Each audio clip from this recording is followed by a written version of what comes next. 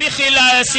فائق دررا bandiraɓe julɓe onon ciitortoɓe dine l'islam yiɗɓe rasulu sallallahu alayhi wa sallam holto paɗen département mo Podor no diya toro e bellelde jumpamaje sekalande tindade bokke jalluɓe duuroyade on gando Allah jankiniɗo jiyaɗo Allah tedduɗo ƴettuɗo gurdam mum kala golloni dine l'islam ceerno Salif Sow radi allahu taala anhu on ziar gadornoɗo e kala hitande nden ara wonnire capantatiɓire ɗiɗon ñalɗi jaggama ñande capantati go décembre 2021 fayenma go janvier 2022 on tigi to bokke jalluɓe juɓɓuɗi ɗeɗon golle ko ni tigi lewri e on kikiɗal juma capantete go décembre sanga waktuji sappo jeetati ma fuɗɗo oɗon ziar e joɗade on hadra juma tuggude 0 heure yaɓan ma 5 heures du matin ma wal on mawludi nabi sallallahu alayhi wa sallam weta tawa go janvier tuggude 9 heures à 11 heures ma jokkoye bismogol hoɓɓe ndeɗon deftere Allah nde jangi silke kono kay duwe Allah jaabu waktuji sappo e ɗiɗi manam midi ma fuɗɗo oɗon cérémonie officielle yadude e ɓen khalifaɓe dine kame dawrugol fof noon e yeeso teddugal on ministre du finance et du budget maire mo bokke jalluɓe Abdoulaye Daouda Diallo waktuji sappo e nayyi ma yimɓe pecco juula tisbar caggal ɗum tindare funnangue bokke e ɗeɗon guenale juuriyade ceerno Salif Sow radi allahu taala anhu no adorino ma ɗo juɓɓuɗi ɗeɗon golle galle ceerno Amadou Bocar Alpha Bamo hoore fonde ceerno Ibrahima Ba kame miñumen ɓesngu bokke jalluɓe e gardogol ceerno Abou Salif Sow khalif e imam ratib mo bokke jalluɓe inen bismi dendagal julɓe kala e ngal dental aliyankewal le 31 décembre et le 1er janvier 2022 30e édition ziar annuel ceerno Salif Sow to bokke jalluɓe yo en kawru hen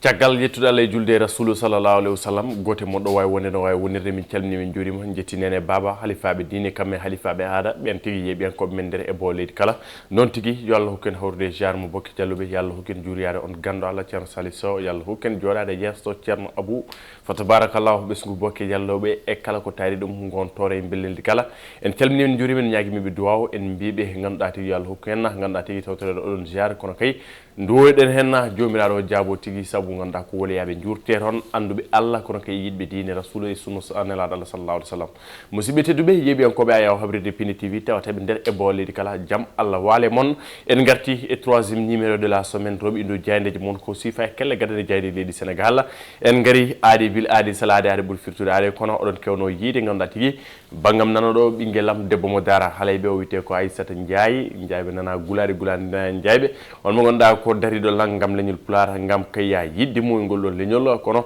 mawon jiitumu ɗo ɓoyata so hajide rasulu sallallahu alaihi wasallam so hajide jomiraɗo subhanahu wa taala mawon jiirumu ɗon hanit ni ena wayno en calmini ganduɗa ko on neni men o wiyete ko nen lelɗo si to mantala jolé ne wayno noon ganduɗa tigui kanko mo jeeya sembinɓe ɗum kono kanko mo jeeya nen fedde roɓe ino jeydeji jagguɓe hen no hanit ni en calminiɓe no hanit ni ene wayno ganduɗa ko jeydeji leydi Sénégal e kuuɓal kamɓe kala ɓe garti ganduɗa kay ko oɗon conseil présidentiel juɓɓinaɗe hanki to jaam ñaajo e gardogol ganduɗa kay son excellence le président de la république hoore leydi président Macky Sall ko kanko tigui ardino oɗon conseil présidentiel jowtiɗo alhaali peccugol walla mbiyenna ko yowti alhaali peccugol ganduɗa ko ɗum ko woni ɗam noon kuɓɓam oɗon pétrole kame gaz jogoro tigui waɗede exploité ɗo e Sénégal ɓe mbi ko ganduɗa tigui hoore leydi arten no hannit ni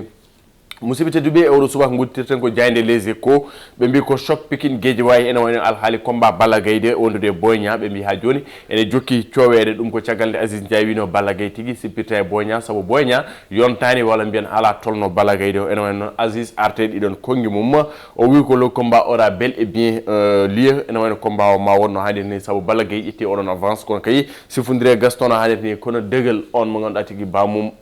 bamum Boy Niang o wi so tawi Boy Niang jaaɓi heɗade mo ma li Balla Gaye 2 taw kay ko hunde wemde to mum ɗo par ce que e wiide makko ganduɗa tigui nde ganduɗa ko mbiruji kewɗi nde liɓata Balla Gaye 2 nde ndew koye junggo makko kanko degol sifiɗi ɗon kongi caggal kan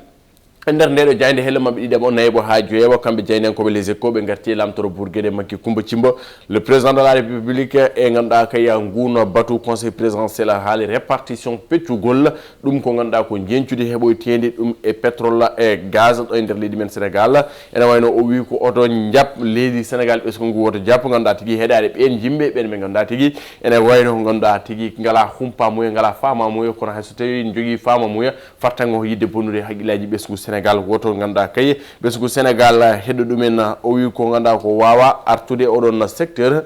ma ganda kay oɗon pétrole ganda kay o waɗe hen ganda tawi ɗum ko wiyete erreur aji e wiide makko ganda ko fannu makko ko fannu mo humpiti ko fannu mo andi donc nak erreur watta hen e wiide lamtoro Bourguédé je ne peux pas venir du secteur du pétrole et commettre certaines erreurs ce n'est pas possible o wi ko gueɗe ɗe ganda tawi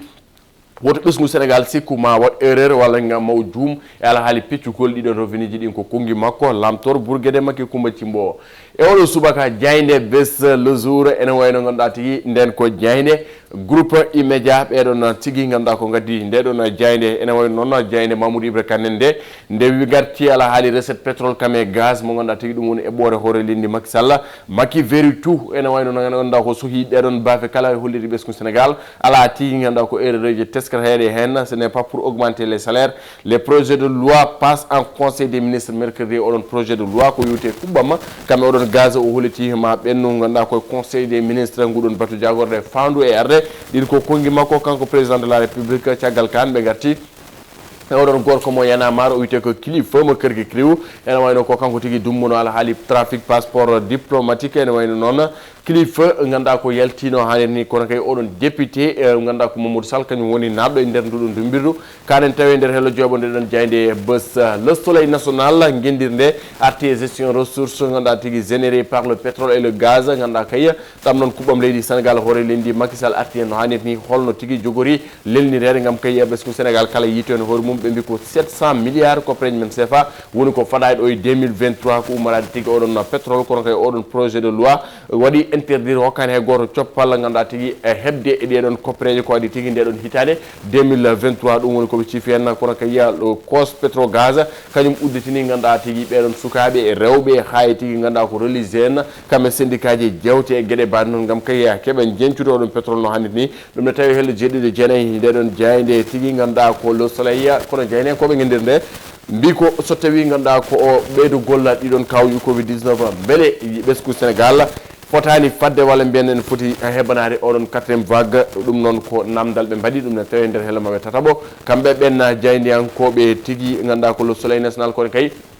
ɓe garti oɗon diplomatie kam e santé adoption de 8 projets de loi projet ji kewɗi ine paadi oɗon jagorɗo gueɗe caggal leydi Aissata Tall Sall ɗum jogori wonde ko ganduɗa koye nguɗon oɗon pléniére gudditeɗo to assemblée nationale natal makko ene tawi tan kanko o wi notre pays n'acceptera pas jamais de légaliser l'homosexualité debbo motto Podor o wi ko leydi Sénégal hay leydi wotiri walla mbiyen hay fedde wotere ɓe kokkara fartange ganduɗa ko sifde ganduɗa ko debbo e debbo yo ndesnide walla gorko e gorko yo ndesnide ene wayno on debbo arti tigui yaɓɓi to yaɓɓuno walla mbiyen o arti tigui ɗiɗon kongino hannit ni natal makko jokki e nder jayde vox populi Aissata Tall Sall o wi ko l'homosexualité la position ferme du Sénégal criminalisé ganduɗa tigui ɗeɗon gueɗe kono goomuji anda samba jikkoyi wonude ko goomu wiyetegu ngun goomu Jamra Guma Mactar Gueye e pelle goɗɗe ganduɗa tigui darniɗe ɗum ko wiyete diine l'islam darniɓe tigui ganduɗa ko foddeji bani adama en ɗo e nder leydi Sénégal darniɗe valeur aji men darniɗe ganduɗa ko culture men oɗon tigui ene wayno ɓe garti tigui ɓayinde walla mbiyen ko hande tigui ɓe jogori hokkide ɗiɗon député ji ganduɗa ko oɗon ɗiɗon ɓattakeji gam kayya yo ciifa criminalisation du viol au Sénégal ɗum ko hande tigui jogori wonde so tawi tigui ganduɗa ko ɓeɗon saɗiyankoɓe député ji en jogori woɗɗum to suudu sardiji ganduɗa ko mayne gartanen bandiraɓe kono Aissata Tall Sall holliti leydi Sénégal jogorani sifde ganduɗa tigui ene yaadi ɗum ko wiyete homosexualité o wi ko leydi men Sénégal yadata jogorani yadude ɗum ko wiyete homosexualité caggal kan jane koɓe vox populi garti tigui alhaali exploitation ressource pétrolière kam e gazière ene wayno koppereje kewɗe ɗum woni ko sabbaɗo e nder leydi men Sénégal ɗo e duuɓi capantati ene wayno ma tolno ganduɗa ko ujunnaje nogas pawɗi temedde jeeɗiɗi e capanɗe jeenayyi milliard mi wiyani million mbimi ko milliard wadde mbiyen leydi men Sénégal ina jogori alɗude 20 790 milliards ɗum woni ko fada ɗo e 30 ans duuɓi capantati ene wayno oɗon directeur Petrosen ganduɗa ko arti tigui e ɗiɗon chiffre aji mum kono kay 9350 milliards de francs CFA o wi ko grand tortue ame yimma ganda ko 8195 milliards ɗum ko Sangomar 3245 milliards ɗum ko yakar teranga en kala ganda ko arɓe e oɗon exploitation arɓe tigi ganda ko yidde yitade hen kono kay ɓesgu Sénégal ma yitu hen hoore mum no hannirta ni o wi ko développement industriel ma wat booster filière ji kala woni économique kono kay ya ma wollu leydi Sénégal yitade hoore mum e gueɗe kewɗe no hannirta ni kono kay wawde fajande hoore mum wone caɗele ɗum koy ɓe garten ɓe o holko siifa walla wiyen holko jogorno sifde oɗon conseil présidentiel kono kay oɗon forum civil arti hen no hannirta ni forum civil wi ko holko ganduɗa ko conseil oɗon présidentiel fonno wadde ene wayno ɗum ne tawe nder hello ganduɗa tigui nayɓo ha jooɓo nden jayde e vox pop ɓe garti e ɓen ɓe ganduɗa jagguirnoɓe alhaali trafic de passeport diplomatique trafic de passeport ene wayno kilifa mo Y'en a marre ko hen wonno kañum yaltinama hanki Mamadou Sall ene jofno hen on député kañum naati hanki on mo ganduɗa wiyete ko Boubacar Biaye soit nata kono ene faadi ganduɗa ko feccere mum walla mbiyen ƴeela mum Sadio Danso ko e ɓen kala ɓen jofnoma e oɗon alhaali trafic de passeport jayde enquête ɓe garti oɗo répartition des ressources du pétrole et du gaz ɗam noon kuɓɓam leydi men Sénégal ɓe mbi ko les axes du partage nden feccere holno jogor lelidade kono kay holno jogor waɗe on projet de loi ganduɗa tigui ganduɗa ko jettini walla mbiyen hokkani hay goto coppal ganduɗa ko memde ɗeɗon koppareje wadde hypothéqué ressources hydrocarbures ɓe mbi ko 700 milliards koppareje men CFA recette directe ɗum ganduɗa ko waɗi généré taw koye ummiri ko oɗon pétrole mo leydi men Sénégal kono kay ɓe kolliti ɗum oɗon secteur ma yaltina kine tolno kala hitande 700 milliards ma ummore ɗam ɗon kuɓɓam leydi men Sénégal koye oɗon pétrole men ganduɗa ɗum ko ɗo e duuɓi capantati ko noon kala hitande fof noon wayata kono hoore lendi ɓe gatti e oɗon local kono kay oɗon sar revendication syndicaliste en e alhaali oɗon ganduɗa tigui ɗeɗon gollode kono kay Macky Coumba Thimbo waɗi ko joué carte sur table oɗon ganduɗa ko wonande ɗeɗon gollere ɗiɗon entreprise aji Locafrique wonde sar société africaine de raffinerie ɓe garti hen no hannirta ni kilifa mo Y'en a marre ɓe wi ko ummimo e dumbirdo e ganduɗa kay koye ñalawma hanki o ɓe garti tigui e oɗon coupe d'Afrique des nations 2021 to au Cameroun ɓe mbi ko coup d'envoi maintenu le 9 janvier ñanden tigui ganduɗa ko leydi Cameroun ma besmol guel kawguel coupe d'Afrique des nations quotidien le Madiambal Diagne ɓe ha joni ganduɗa kay ko ala haali oɗon pétrole jokki toon ɓe mbi ko l'état contre les générations ene wayno ɓe mbi ko capanɗe jeenayyi e kala temedere jeeɗiɗi e oɗon budget faari koye oɗon budget oɗon ɗeɗon koppareji payi koye oɗon budget kono 10% walla mbiyanna sappo e kala temedere jeeɗiɗa ɗum ko pour ganduɗa kay ko yontaji paaɗi arde beele tigui kutoro ɗum beele tigui mbawa medde gueɗal mumen e oɗon pétrole no hannirta ni caggal kan ɓe garti koye natal on witede Maymouna Dieya candidate ganduɗa ko Yewwi Askan Wi to Patte d'Oie o wi ko Macky est devenu un danger pour lui même Macky Sall ko kañum de woni caɗele wonande hoore mum min pamani on debbo ko yiiɗi ko haalde ɗum ne tawi nder hello sappo e goho ndeɗon jayde ganduɗa ko quotidien de Madiambal Diagne libération sowona scandale tan ko révélation ɓe garti no hannirta ni ɗum ko wiite alhaali oɗon carnage financier to trésor ɓe mbi ko holno ganduɗa koy ko ɓeɗon ɗiɗo on Abdoul Aziz Diop percepteur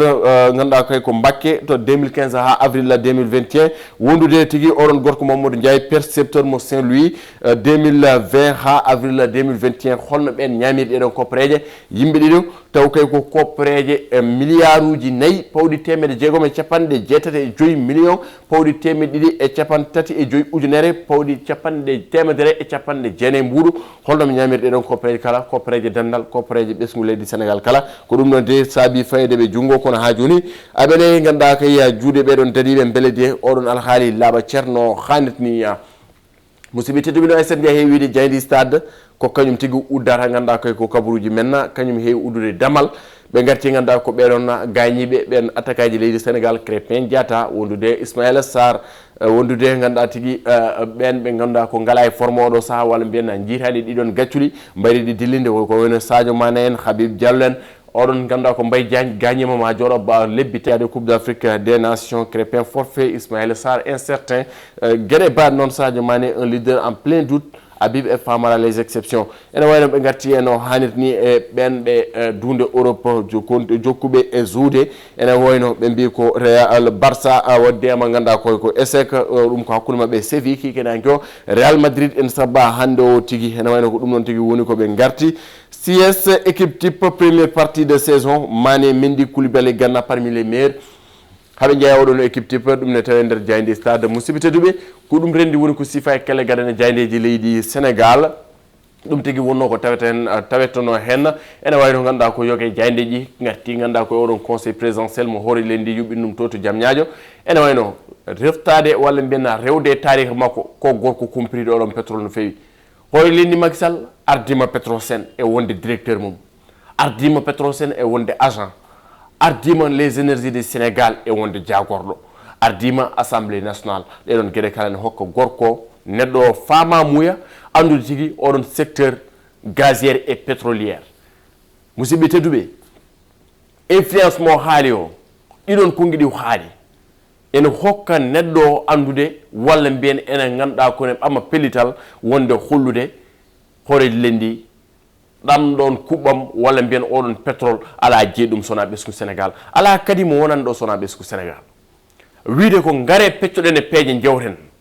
noddude opposition gadde miijoji mum ƴeewen no mbaɗirɗen ƴeewen no gullirɗen mi sikku